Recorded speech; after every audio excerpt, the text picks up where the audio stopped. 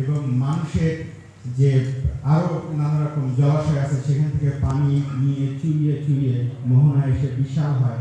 আজকে আমার মনে হচ্ছে আমরা যেন সেই মোহনায় দাঁড়িয়ে আছি, এক নদীর মোহনায়। আমাদের সামনে অবারিত সমুদ্র, এখানে শত শত ব্যক্তি, প্রতিষ্ঠান এবং তাদের মেধা, শ্রম, সময়, অর্থের সংযোগে আজকে আমরা এই ইতিহাসের সামনে দাঁড়িয়ে। আমি তাদের সবার প্রতি আবার বিনম্র কৃতজ্ঞতা জ্ঞাপন করি।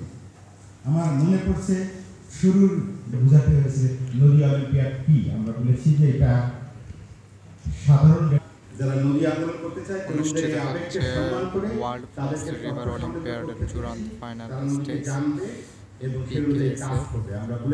অডিটোরিয়াম। বিকাল 4টা বাজে জাগবে নদী, জাগবে নদী।